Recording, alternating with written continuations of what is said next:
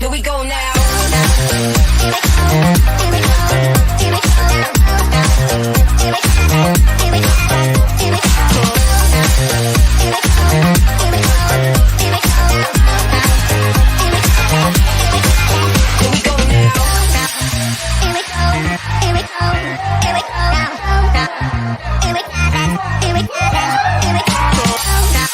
Here we go now. Here we go now.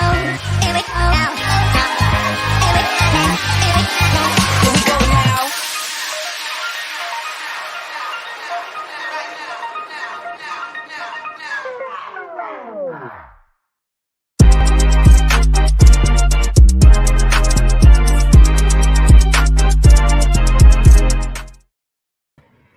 Hello, partners. I'm Patch Cansana, and you're watching Curve TV, your collaborative construction show, Season 3.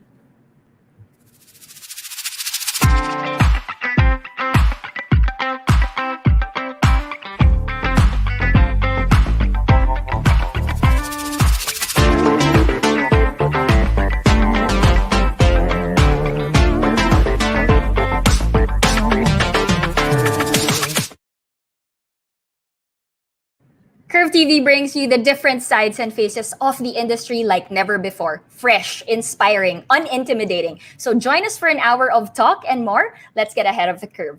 Partners, every 1 million in construction output can create 165 jobs for Filipino workers. In celebration of World Habitat Day and Urban in October, tonight we have the team of Habitat for Humanity Philippines to discuss the impact of the construction sector on the country's economic recovery while helping address the housing needs of Filipino families. But today, I also have a very special co-host. We have here Architect Joan Camelio joining us this evening. Hi, Architect Joan. Hi! Hi. Finally, Yes, she's... ngayon ako Yeah. nag-co-host. I know, because this is a very, very important topic and it's something right up your alley. We'll tell them more about it. But Jam, we will be joined by the faces of Habitat Philippines. And we have here Lala Baldelovar, Chief Development Officer, Marlon Estrellado, Unit Head, Housing and Human Settlements, Kester Ray de Vera, Construction and Quality Assurance Supervisor, Rodel Ramos, or Ro, Design and Innovations Manager, and of course, Ariel Nones, Operations Manager. Good evening, Team HFHP, and welcome to Curve TV. Good evening, Pat. Good evening, Jam. Thank you for having us. We are so excited for you guys to be on the show because this is a very important topic. And we're talking about housing, and we will be talking about sustainability, how it is affecting the Philippines backlog when it comes to housing, and at the same time, the innovations in how you guys operate during this time. But first of all, how's everybody doing?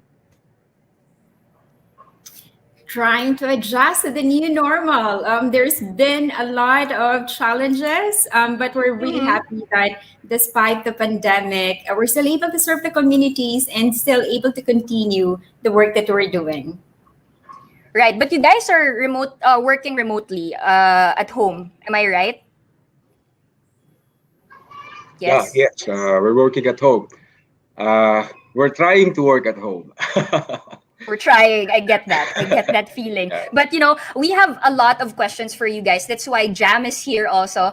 But first, before we dive into our discussions and our conversation, to talk about what you guys do and how you guys are doing now, Lala, I know you have prepared an overview of where you guys are at and your programs, and basically tell us something about Habitat for Humanity's Philippines. So take it away. Sure, thank you. This is just a very quick presentation about our organization. And for those people who have not heard about Habitat for Humanity, and for those who have heard about Habitat for Humanity, also an update on what we're doing.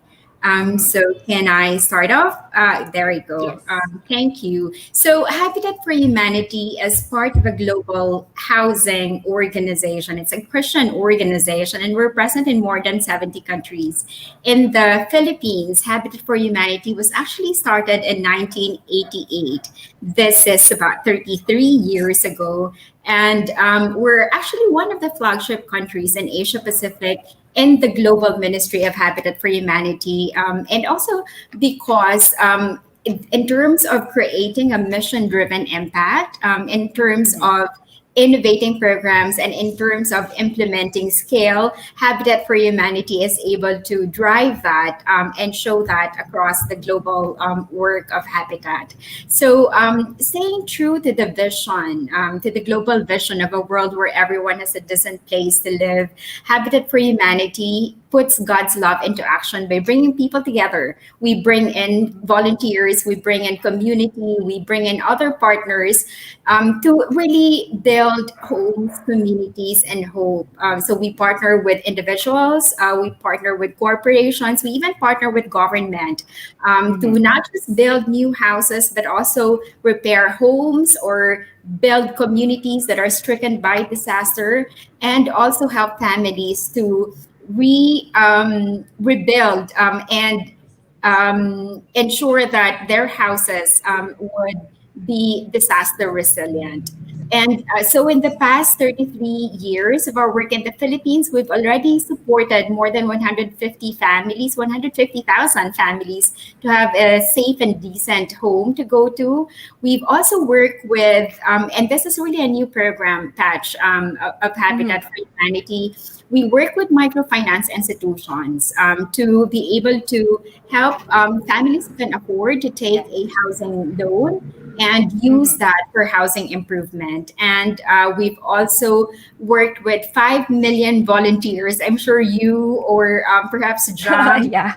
been part of the volunteer engagement program that our organization has already mobilized. So it's more than 5 million volunteers. Majority of them are youth in partnership with the Brigada Escuela of Department of Education. So in the close of our fiscal year 2021, for example, the number of families that we have supported not only includes the regular housing program, but also on disaster resiliency. You can see here the community that we have built. This is one of the more than 20 communities that we actually built from scratch.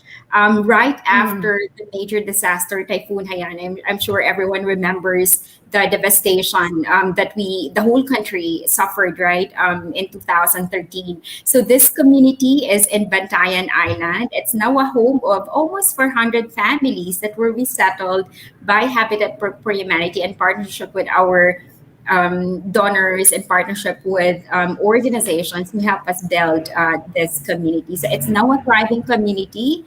And this is just part of the disaster response work that Habitat for Humanity does year after year, because we're really one of the, or we're 5 times more prone to disaster than any other country outside Asia Pacific. And since we're sitting in the ring of fire, right, we're facing numerous disasters year after year. So in 2013 alone, we were part of the organizations who work with the government in responding to the massive disaster response program for Typhoon Haiyan and also the Bohol earthquake that happened a month before Haiyan. So we were able to mobilize more than 1.5 billion pesos in funding to support not just emergency response, but also long-term recovery. We were there when other organizations have already left the community that they were helping.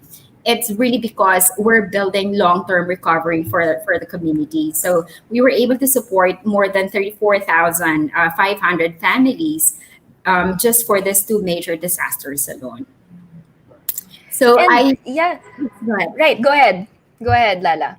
Yeah, in terms of really focusing on shelter and creating a holistic community, Habitat for Humanity does not stop its program when we build the houses, but we really ensure that, number one, families are there even when we are designing the whole community, and families will also be capacitated to manage their own community, to manage their own estate, to organize themselves into homeowners association, because we will not be there forever.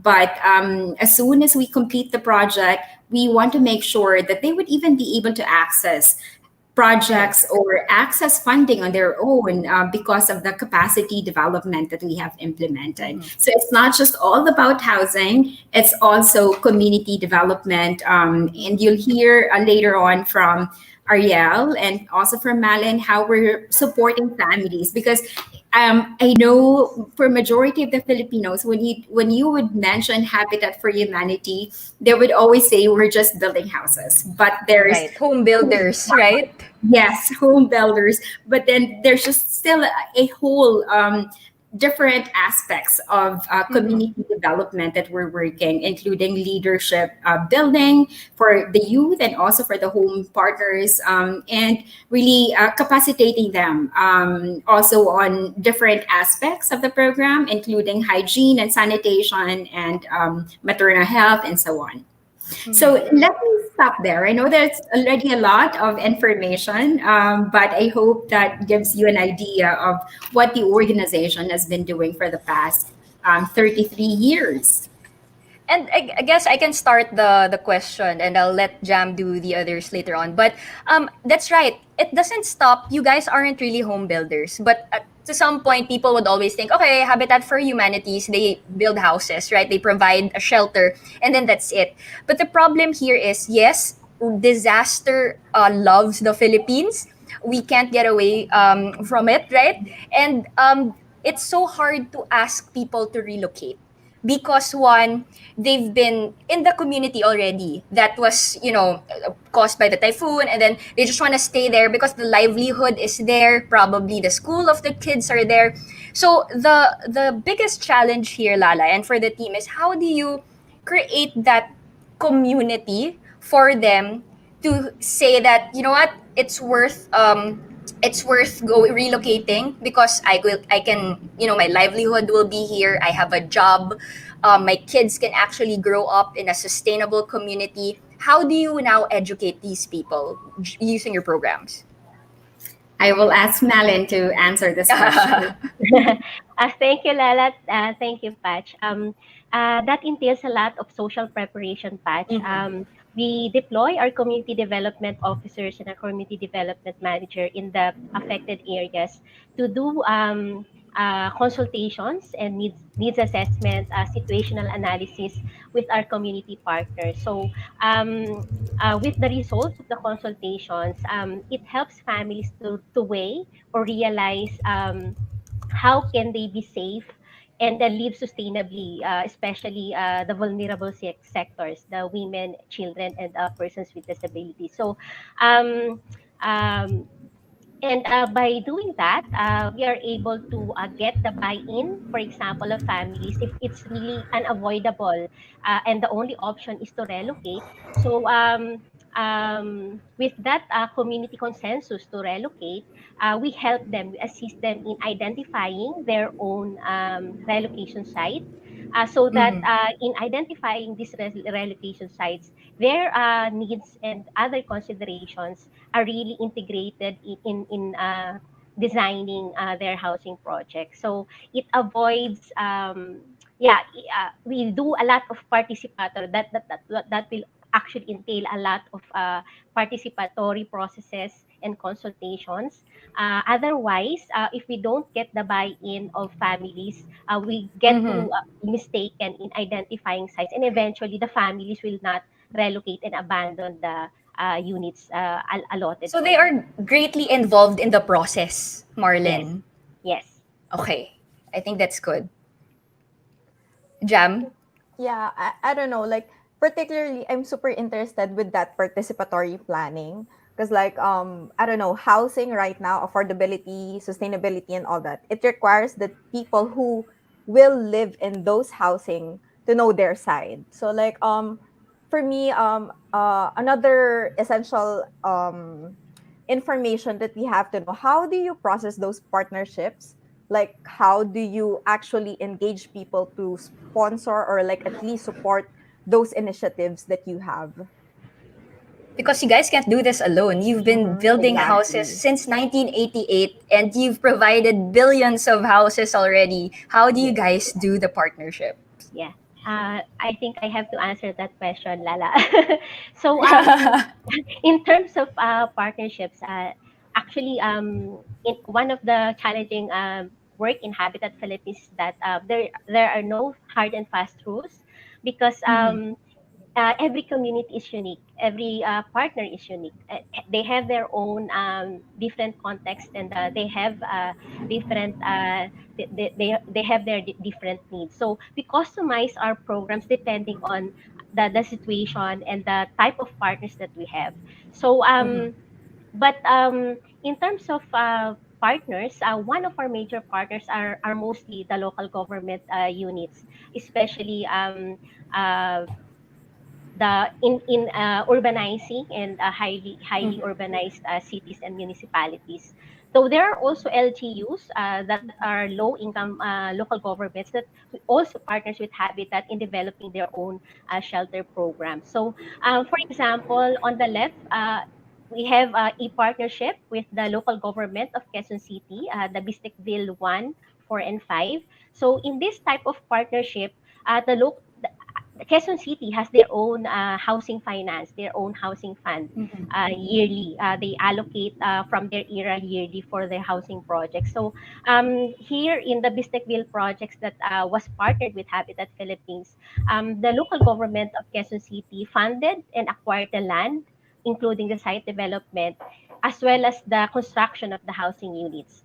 Our role here is to do the housing construction and turn it over Mhm. to the informal settler families who were identified as the beneficiary or recipient of the housing units. Um, Second, we also partner with key shelter agencies of the government like the National Housing Authority, the Pag-ibig Fund, and the Social Housing Finance Corporation.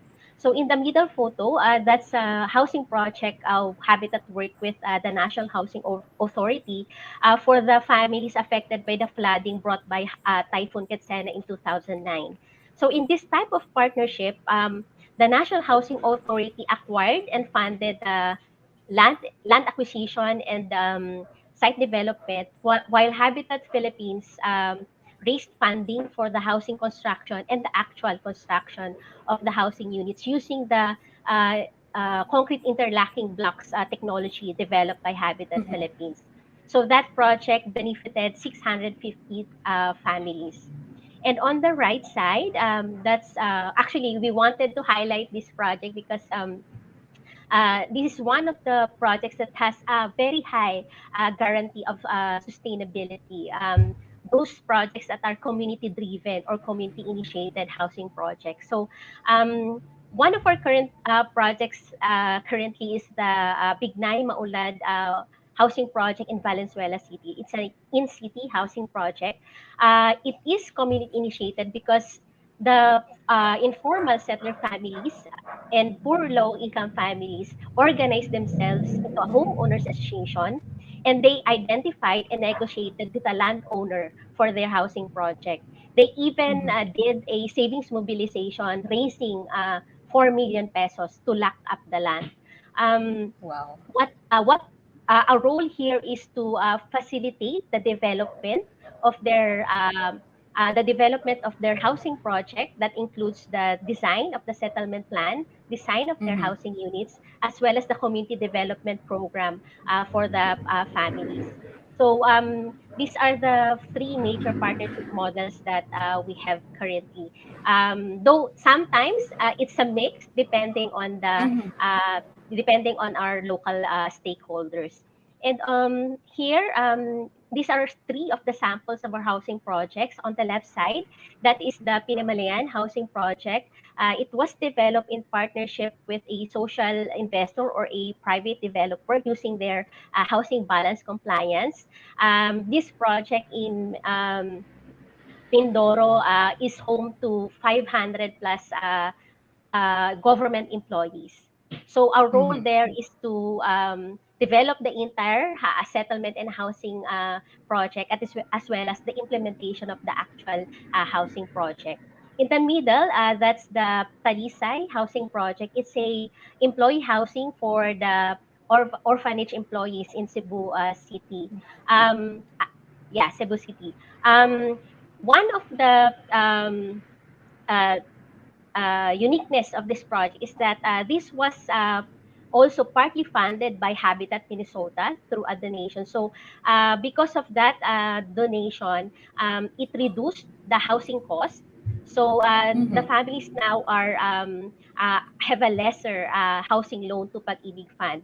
And actually, this project was refinanced by Pag-ibig Fund and was awarded in 2019 as one of the innovative projects of the government.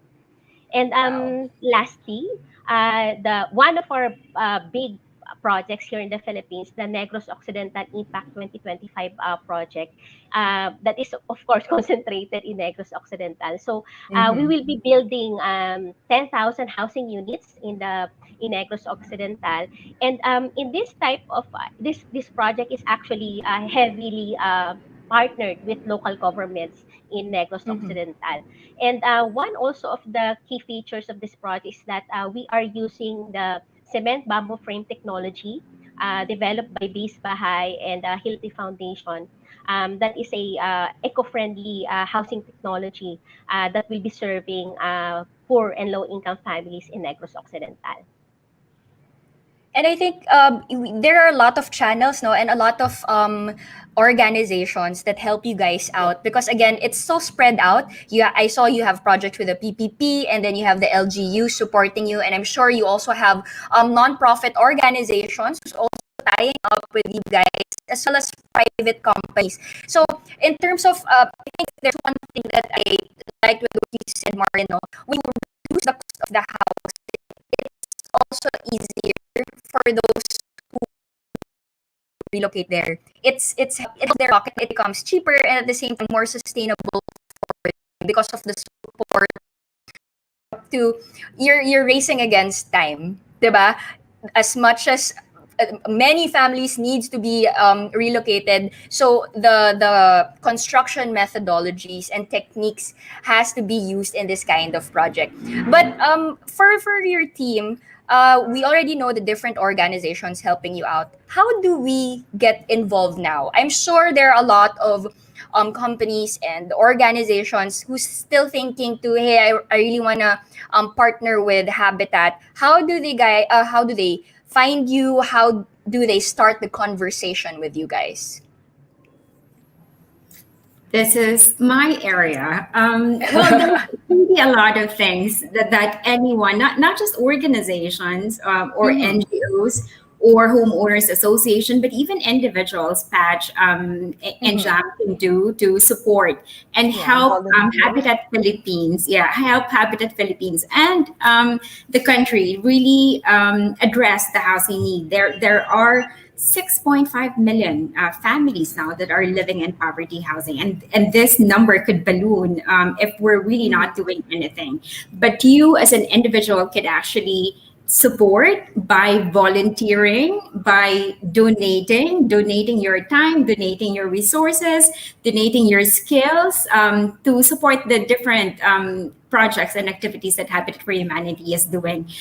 We're also raising awareness. We're doing advocacy just to ensure that everyone is aware and that everyone with just simple giving up of their time or even giving up a cup of coffee, that you would already help Habitat build more homes with that simple sacrifice. So I think even though the cost of a house is not really everyone can fund, right?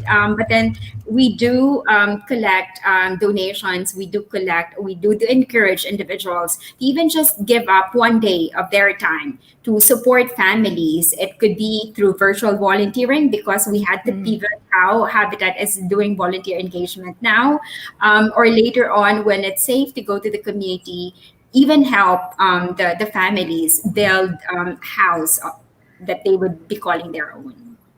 Lala, sorry, I'm curious. How do you guys do online volunteering nowadays? How does that work? And what kind of help do they do?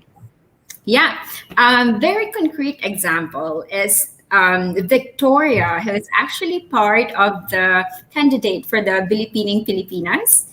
She is an architect. She was awarded with Bilipining Pilipinas charity, if I'm not mistaken. I think that was the award that she got last end of September.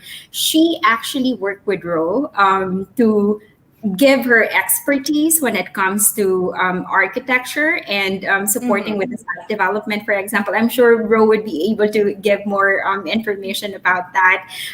But that's how we pivot volunteer engagement. Earlier, I was saying that we have already mobilized more than 5 million individuals to go to our communities, to do house construction and all the other works, development work. But now, because of COVID-19, because of restrictions, we have to stop volunteer engagement. But we're still mobilizing corporate as well as individuals to help the communities provide virtual training. We're doing virtual trainings every Saturday. There are different topics that they can provide, and we made sure that these are the topics or these are the trainings that our community would need, our home partner would need. There are also a number of individuals who come in as interns, and they're doing work from home to support and to augment our capacity in delivering projects. Yeah.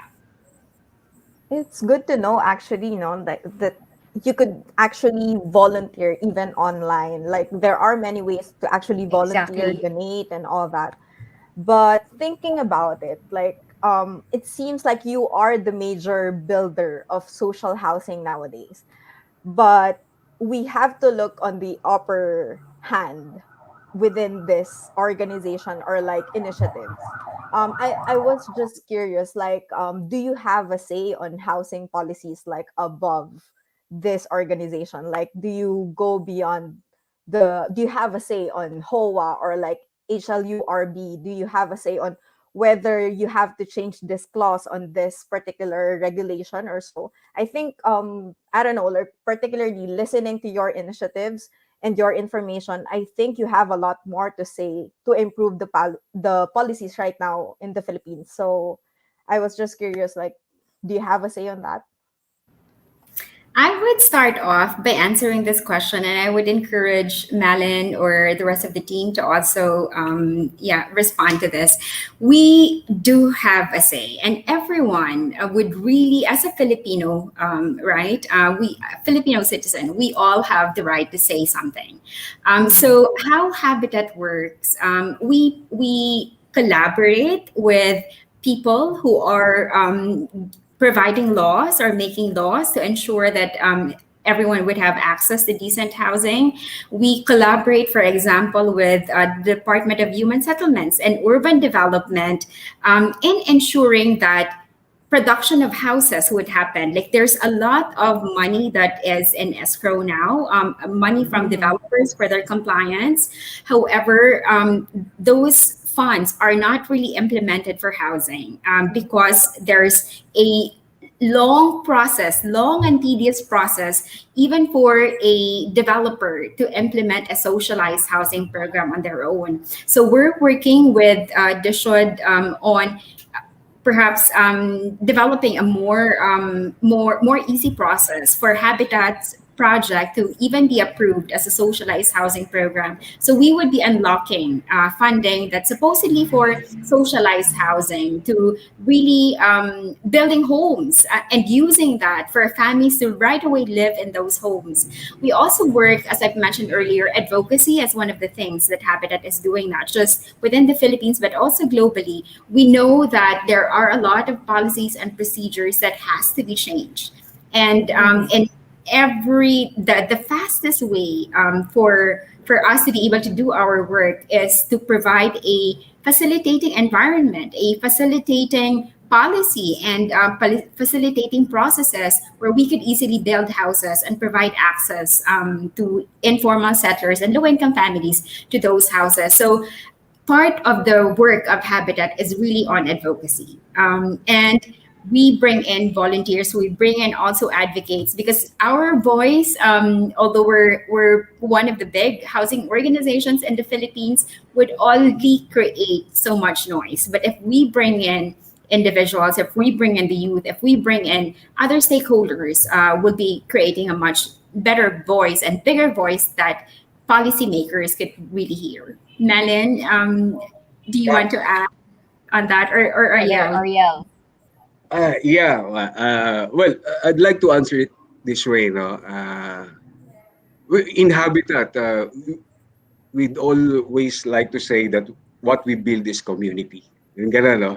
But we also build houses. Ganun yan eh. So we build communities. So, in a relocation site, and we espouse the principle of in-city or near-city type of housing projects. So, now, when we build community, it's not just houses. No? Of course, houses will ensure their safety and their resiliency. But there are other needs, no? Like, for example, access to livelihood and social services. No? So, may mga ganon.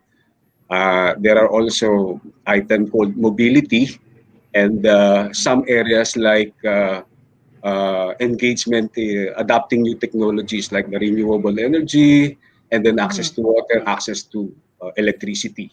And at this point, we also engage in to make the picture complete some sports facilities, multi-purpose centers, and even health centers to ensure access to health. No, so in that picture of a community, advocacies plays really a big role. No, because there are no single government agencies can provide all those needs, and no single entities or private organization can provide all those requirements. So there has to be crowding in, no? And so that's the time we engage we partner with different providers of these various community concerns, no? So if it is access to health, we find partners that can provide us, that can help us build a health center in a particular area, no? And we build that in our projects in Davao, no? So we engage the services of Procter and Gamble, P&G, to help us build a health center, and we coordinated with the LGUs, with the barangay LGUs, and now the health center is functioning with nurses, with doctors, and with medicines in partnership with the Department of Health. So that's how it goes, no? access to livelihood. How do we ensure it? So sa ngayon, we are implementing urban gardening project in partnership with Department of Agriculture in Yes. Bureau of Land Industries. So that's another facet of community needs, no? When it comes to renewable energy, we are trying to establish partners who can fund the renewable energy solar system, and it's part of the design of our houses. No, so yeah, just to set the context on that, uh, there are so many opportunities for partnership and for advocacies because, as I have said, it's not just really building houses, but we're really building a whole community here, and our communities are not just a passive recipient of peace development interventions. No, we treat them as a major stakeholders. No, they have a say in designing, in policy formulation, and to some extent decision making. No, and as Malin said earlier, we're just facilitating the entire process, but we give them the opportunity to participate in policy formulation, in decision making, even in the design of houses, no? Even in the design of site development planning. I think Architect Ro will discuss that in details, no? Because there is really a dedicated planning workshop to ensure participation of the community. So yeah, that's in that context. It's really partnership is really a requirement in that aspect, finding the right resources, and then the participation of communities. Because, as I have said, it's not really just houses, but the entire community and all their needs and all their concerns. Yeah. Uh, Let Right. And me Ariel, just I think that's something that we really don't see, 'di ba? The different components to this program, because all we see are the construction works, 'di ba? And then later the house is built, people are moving in, but the context behind it and the preparation and the participation of the community itself, yun yung trabaho talaga na ginagawa ninyo. And you guys Yeah. you see the overview of everything. You know anong kulang, anong dapat ilagay. That I think if it's going to be focused on just one group, you would really oversee other things, right? You will forget other important details. And for you, you already know what the community needs depending on the location and the situation that they are in. I guess Yeah, Jam will yeah. really ask Yeah. you the Because it's a hard-hitting perennial questions. problem ever since. I'm not trying to undermine the government, but most Ah, housing program before in the 70s, in the 80s, and even in the 90s, the houses built by the National Housing Authority, uh, most of them were abandoned by the beneficiaries, no? And what's the reason? Because the housing projects do not ensure mobility. They don't have access to social services. They don't have access to livelihoods. So it's because it's focused only on building houses, no? I think that's what's the different that's habitat is different from any other institutions, no? We really cater for the other important needs of the community. But of course, housing is the core project. Yeah. yeah. Yeah, Let actually, me just yeah, go ahead. yeah, sorry. Yeah, let me just add a bit to what Ariel said. No, so in Habitat Philippines, the way we do our advocacy work is like a Babinka approach, um, both at the national and at the local level. Of course, policy change is a very long process. But as Lala said, I like what Lala said. All of us are change makers who are all contributors to policy change. So, for just to give a context to that, for example, here in the Philippines in the 1950s, being an urban poor or living in a land that you do not own, in the 1970s, 1950s, they are criminalized. They can be jailed in just squatting. And but because of the advocacy work of urban poor federations and even civil society organizations, that has been changed. So one of the big win was in 1992 when the Urban Development and Housing Act was enacted. that recognizes the right of homeless and underprivileged citizens of the country to be provided decent housing. So there are still, as Lala said, there's still a lot of policy change that we need currently, because there are housing is a very complex housing is a very complex work. Yes. But apart from the bulk of the work at the national level, we also have smaller wins by working with the local partners, the local government units, by changing how LGUs and government agencies do their housing projects. As what Ariel said, we are one of the advocates of adequate housing, not just building houses or the structures, but really developing these communities that provides dignity to the families who are living there, that provides a conducive environment, especially for children to live and be and take pride of when they grow up. So Architect Row later will be giving you a glimpse of how we develop our settlement plans. But I would also like to emphasize that in Habitat Philippines, when we engage in a housing project, it's a package of programs and services, uh, depending on the needs that has been identified by the community themselves. I think this is what's most distinct about Habitat for Humanity in general, no? Because like as you said, like it's a whole package. And like you're not just building houses, you're building community. And when you build community, you're trying to remove that stigma. Because like the tenants in the social housing nowadays, they are from the poorest of the poor, like on this kind of class in the Philippines. Like but when you try to rebuild their lives through this community building, it changes the perception of people around them, and they are kind of like how do you say this, like mm, they're more engaged in actually building those new um, lifestyle and all that. So like they are improving themselves through those communities that you are building. Exactly. So it's the lifestyle and the way of the way of living, right?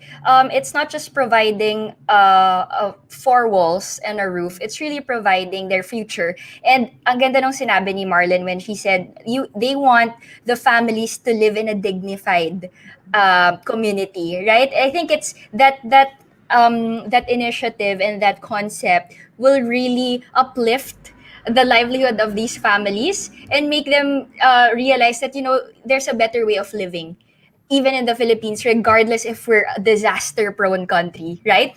And the group has been hyping up Pro and Kester. So let's just pause for a short break. And later on, we will be discussing the design, innovations, and the technologies that Habitat for Humanities is doing. And at the same time, Kester will be talking about resiliency. This is a very big topic now. So mga parts, please don't go away. Curve TV will be right back.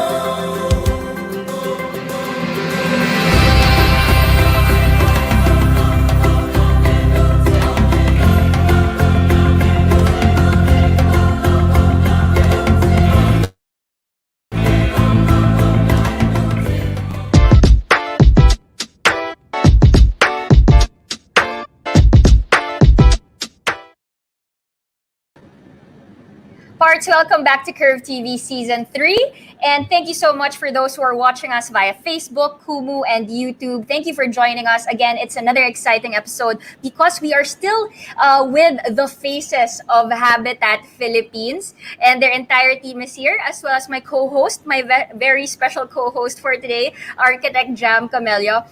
All right, so again, we've been hyping Row early on with his discussion in terms of design and the innovation. And Kester is going to be supporting him with the resiliency part of the project. And if there's one thing that I want to point out in that video is, yes, I want to be a legacy builder. I think that's such a nice hashtag.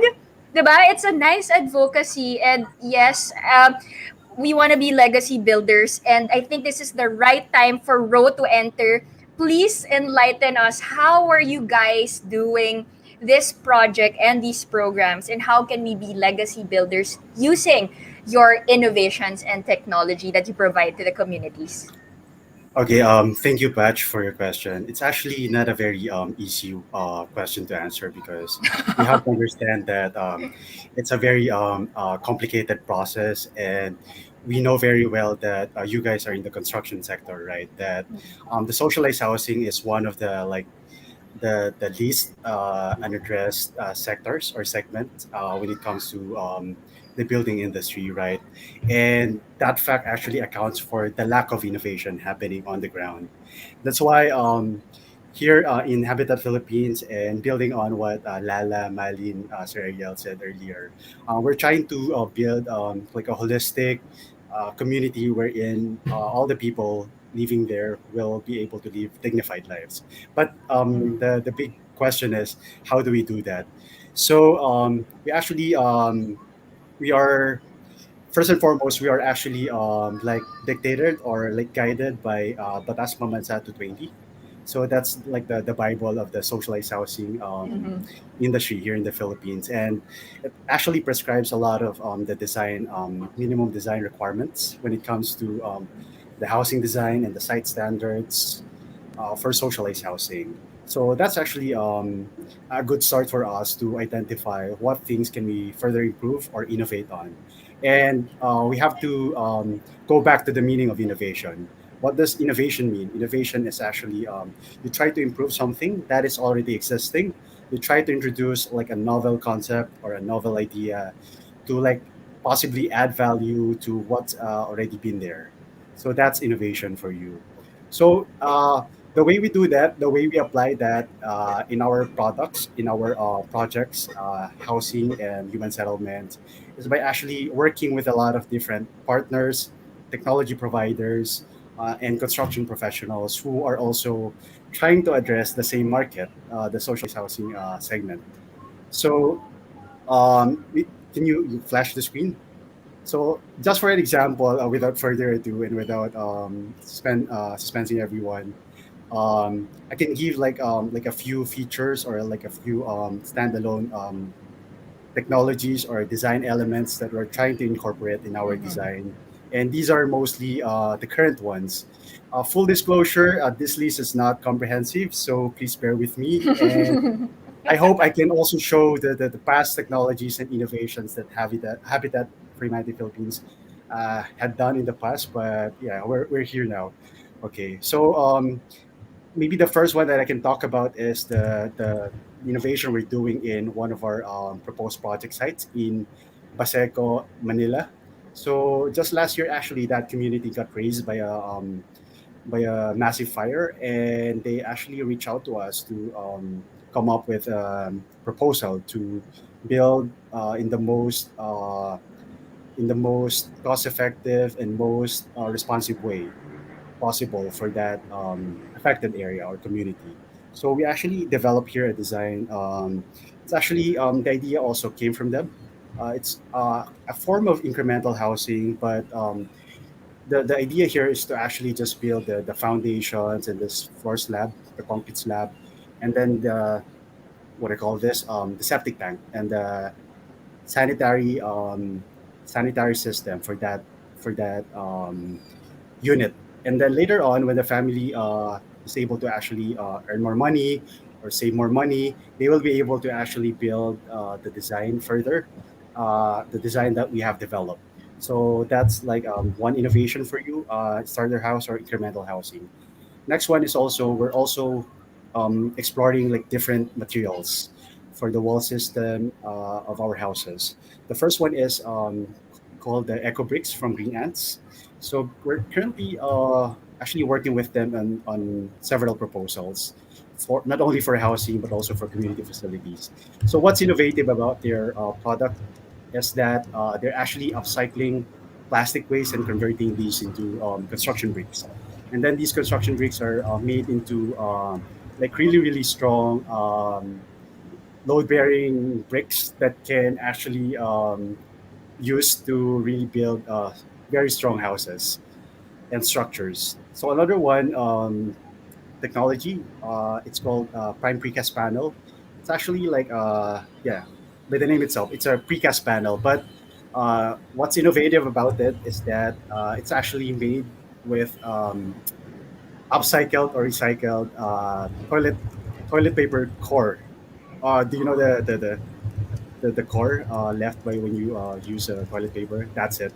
They use that to actually create that building material. How neat is that, right? So actually, Prime Precast Panel is already accredited by the ITEC, or the Accreditation of Innovative Technologies in Housing by the National Housing Authority. And mostly we're actually looking into using those kind of technologies for our socialized housing projects. Other features, we're also, of course, for the architects in the room who's listening to us. We're also trying to use the very basic, some of the usual suspects like rainwater collectors, solar panels.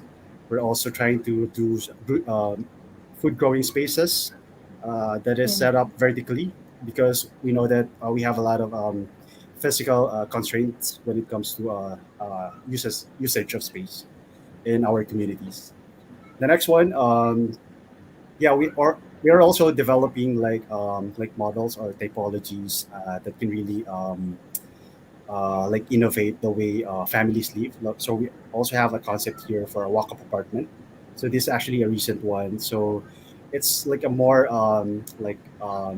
inspired by the the usual apartments you see like everywhere you go, like in the urban centers or in the countryside. So we are actually exploring something like that for our building typology for socialized housing. So let's go to the photos you see on the rightmost side of the. Can you go back again to the? Yeah, that one. All right. You can see photos on your up right side. Those three photos are actually photos of the participatory design charrettes we're doing in our communities. So these are actually the participatory planning workshops that we conduct in our communities, wherein the actual community members, everyone can have a say on how their human settlement, their houses, and community can be designed.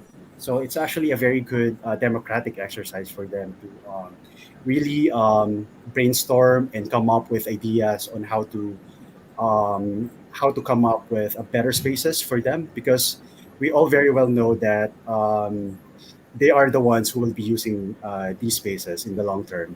So it makes sense that we should be consulting them and really try to extract solutions and ideas coming from them. So you can see here that we're trying to do technical planning sessions and prototyping after we get to finalize the most appropriate plan that was selected by the community. So these are just samples of the communities related to housing. It's so nice to hear. I don't know, like incremental housing concept is a usual concept in social housing. Are you inspired by the Pritzker Prize winner Alejandro Aravena? Like those kind Yes, of actually, incremental housing concepts? yeah, actually, Aravena really in the architectural circles, right? He made a lot of waves years back, and yeah, it's actually kind of an inspiration because the work that he does is really impactful and really the one that we need right now, right? Mhm. Given that there's like architects are more drawn into like corporate practice, and those who are served less are kind of neglected, kind of not really addressed by design professionals like us. So the work that he is really doing is really like a driving force for architect like me to really innovate as well. Yeah, the thing is like within social housing, it's better that you actually give them like a small part which has the best quality instead of like giving them the whole house itself, but like with the less quality. You get what I mean? So like incremental housing concept is really making a huge impact in social housing in general. But sorry, I just have a follow-up question. What about your take on vernacular architecture as part of the sustainable alternative in creating affordable housing, like instead of the usual techniques that we do in the usual construction right now? Right, right. That's a good question because it's actually a very tricky subject to discuss since Yes. there's not that much support happening even by the our profession, and the National Building Code is actually kind of silent when it comes to patronizing vernacular architecture. But when you go to the countryside, actually, Habitat for Humanity Philippines is working with indigenous communities as well.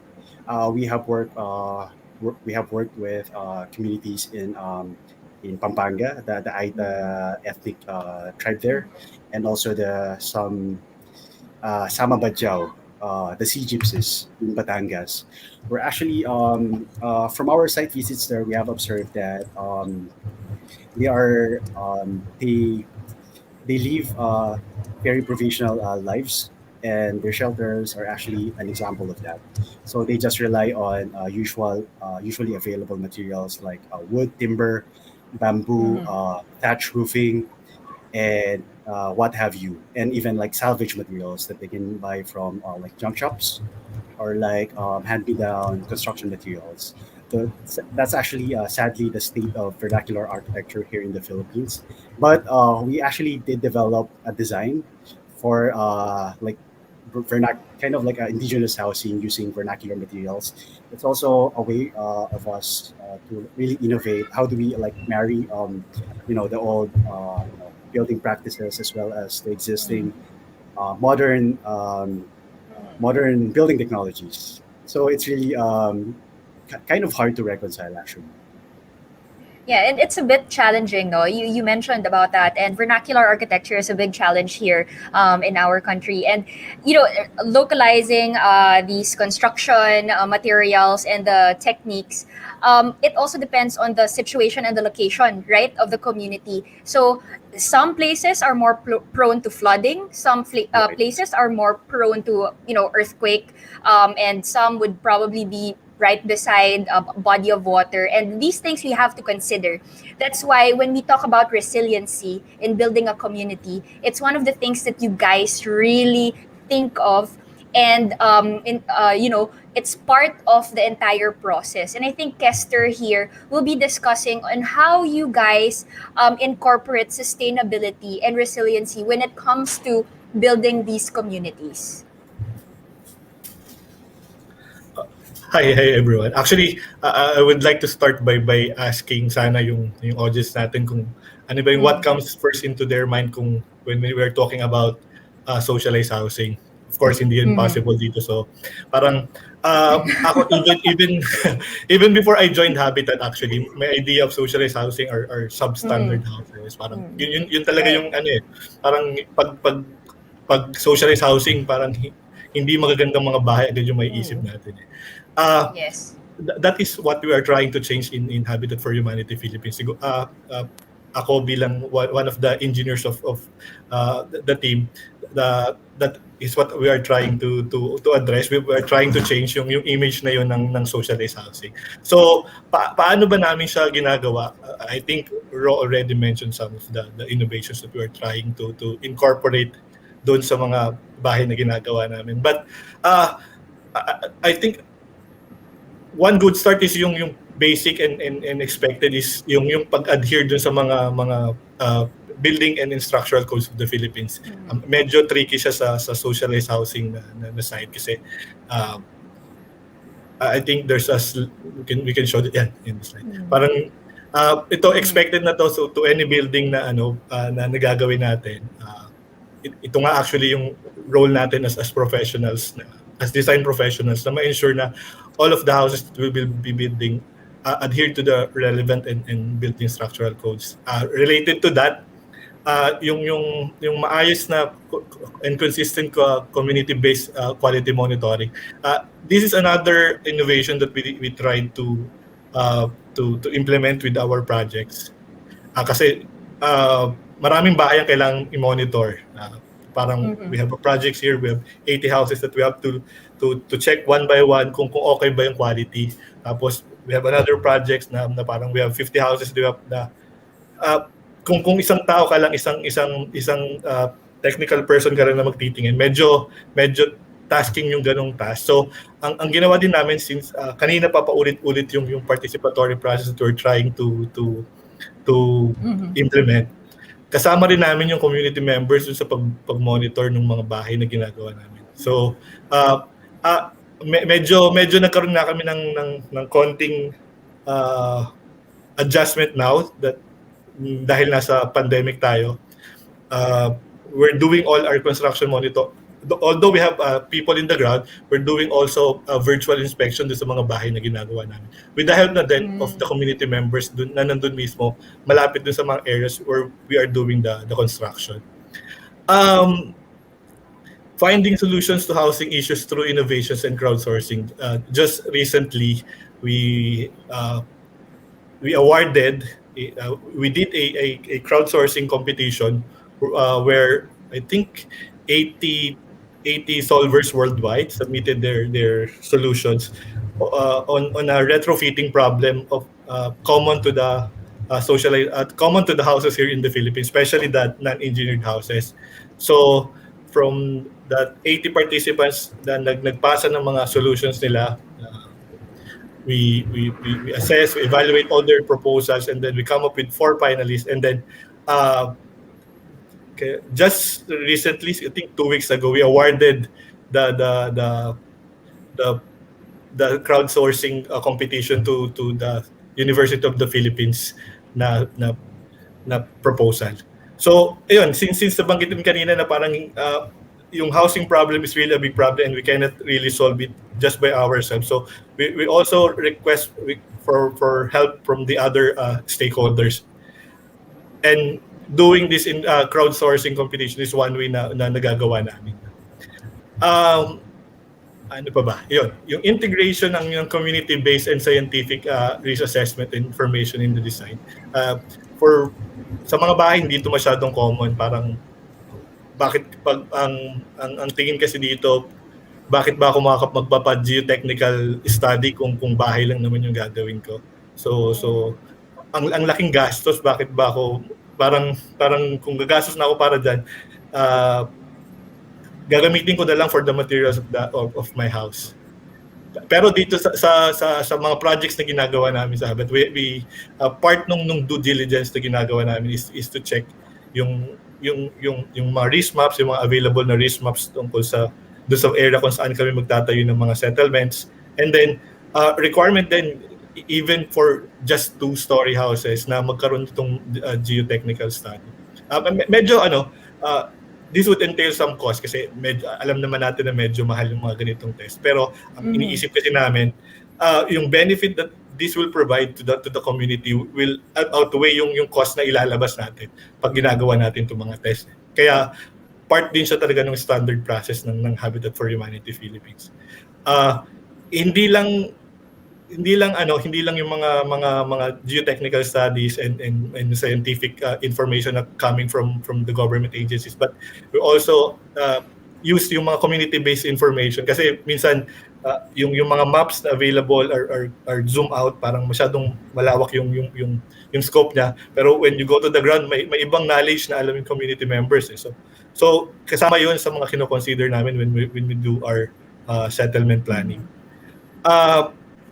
The last one I think is yung build back safer reconstruction. So nabanggit na rin kanina, it was mentioned many times that yung Philippines is located along the Ring of Fire, tapos minimum of 20 typhoons per year. So, favorite talaga tayo ng mga disaster at mangyayari talaga siya, hindi natin siya may iwasan. So, yun, parang we subscribe to the Build Back Safer principles that when we do our disaster response projects or reconstruction projects, we ensure that we are not just rebuilding, but we are rebuilding their houses and making them more resilient to future disasters that might happen. I think yun lang siguro from my end yung ginagawa namin to ensure that we are building resilience. Yeah. So it's good to know that actually, like, the inhabitants are part of the planning, but also on the construction itself. Yun yung part na hindi ko alam na actually they are involved in the construction as well. I just have another follow-up. Like, how do you actually choose the location or the actual site itself? Do you have a land bank, like particularly from the government, or like some lands are from the private developers, or like do you have a specific parameters on choosing the site itself or so? In relation to resiliency, of course, there's like the risk assessment and disaster and all that. Right. Sige. Maybe Ms. Palin can Sorry. ipasa ko sa inyo. Actually, it's all of the above, Joa, no? Because as we said earlier, we have multi-partners. So sometimes it's the local government having the land banking. Sometimes it's the community themselves looking for suitable lands for their housing project. There are also times wherein there are individuals offering their land for housing development. So yung role namin is to ensure that these lands that are being proposed for housing development are really suitable legally, technically, and socially. So we have a three-phase due diligence process to ensure that wherever we build the housing projects are really safe, secure, and families have access to basic social services and mobility so that they can live resiliently and sustainably. So it's actually a long process also when we do our due diligence process. So you guys conduct your parang your feasibility studies for the land, right?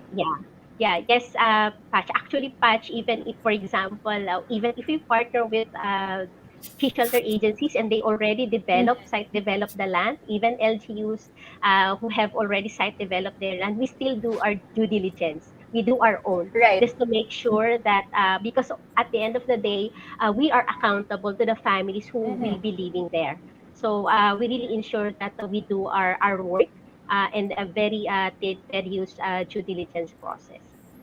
Because I'm sure, Marlon, there were instances wherein land was already offered to you guys, a property, and there are already initial concepts for the site development. And you will really, well, some, I guess, you will really have to take a look at it because some would probably have not considered the probabilities of, yun nga, pumapasok din yung resiliency of the flooding, the opportunity for it to, when it comes to the storms, yung wind direction, everything that will really cause the community itself to be one of the one will be hardly hit, right? So your team will really have to do the due diligence. And I'm sure there was a time that you had to redo the concept, probably. Actually, that happened. There was it actually a happened time most when of the time. there was a time when we had to say no to a donated land because it was just not feasible for us to build the houses that's safe for the families, and because it would be too costly for us to do all the site preparation and ensuring that the houses we will be building in that area would still be safe. So we had to say no, and we had to look for other land that they can propose. Yeah, and there are also Lala instances like the site settlement design, the site development plan are not BP 220 compliant. So We usually, after we do our due diligence, we discuss it with our local partners, if it's the LGU or the community, how to redesign so that they will be compliant to the laws. And at the same time, if there are engineering solutions that can be done to mitigate whatever hazards there are. But of course, if it's really be, if it will really compromise the safety of the families, as what Lala said, we uh, deny or do not accept or otherwise ask our partners to look for other alternative land. Sorry, can I Right. chime And in to yes, go what ahead, Ms. Mika said? Ro. Yeah, okay. So actually, I missed a slide, but it's actually connected to what we're doing, the due diligence, the process Mhm. that we're undertaking to really identify the feasibility of our sites, communities. Can you go back to the slide, the last slide before guesters? Just to show you that some of the sample settlement plans we're doing that actually correspond to the existing conditions, characteristics, and nature of the sites we're developing that have already passed the three-pronged due diligence process of Habitat for Humanity Philippines. If you can maybe like show that slide so our viewers can see the some of the settlement plans we're doing. Mhm. Yep. Okay, it's going to show up in Right, right. 3, 2. Okay. There's a We little shall do a lag. countdown to that. Yeah, I think I saw that slide earlier, the one with Right. the site development, right? Like a Okay. master plan. Yeah, Yes. I was So all wondering the what slide that was about. There you right, go. right. So actually, all the findings that we have gathered, all the issues, the all the existing situation, we translate them and we synthesize them into like a design concept that will transform or translate into a master plan for the entire community. So actually, we're already in the trajectory of like really coming up with the ideal master plans or site development plan for these communities, and we call them the RISE communities. So RISE meaning resilient, inclusive, sustainable, and empowered. So it's not only just limited to providing the housing units for these projects. We're also trying to incorporate like shop houses, abundant and generous open spaces, and shared and walkable streets and parks for the enjoyment of everyone. We're also adding here a lot of like um, appropriate and contextual community facilities according to the needs identified by the community early on in the participatory design process. So you can also see here we are proposing like a bamboo canopy as a centerpiece for the central park for this community we have in Las Marinas, Cavite. And then we're also exploring like shared streets. If you guys are familiar with what shared streets are, right? So the priority here are the pedestrians more than the car users. And also we have a lot of like very irregular shaped properties and sites, and they are like really very tricky to design. And we have to become very creative as well in coming up with the master plans for these. Right. And I think that in itself is very important in this discussion because it's not just about finding an empty lot or an abandoned lot, right?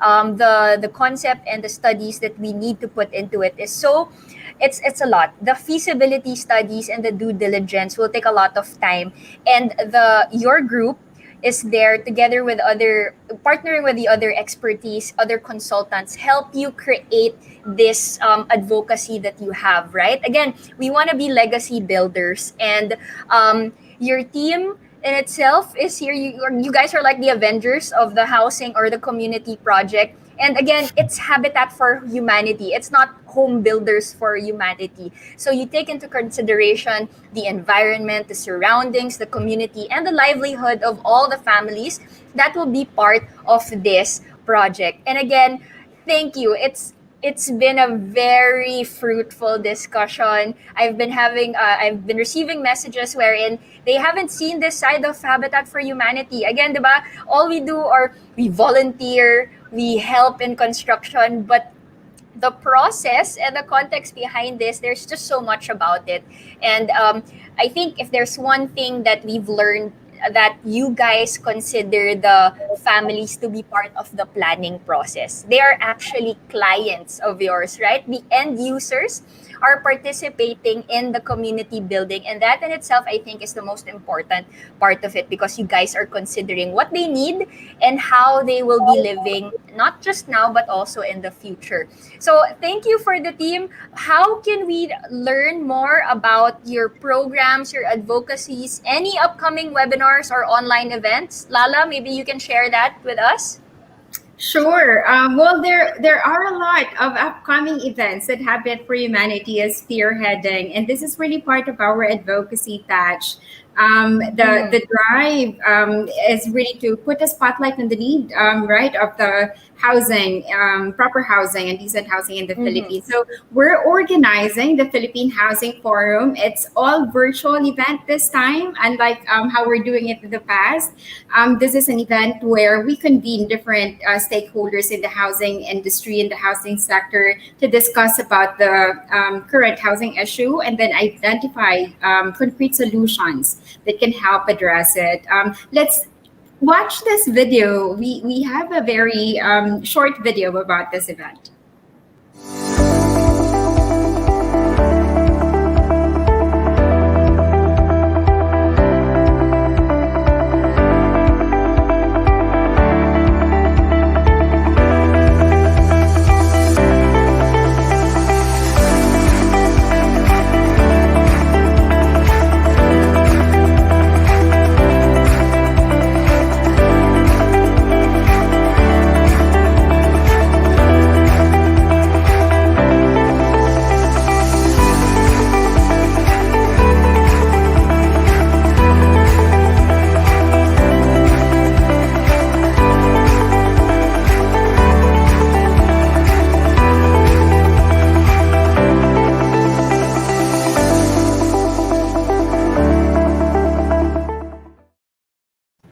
So there you go.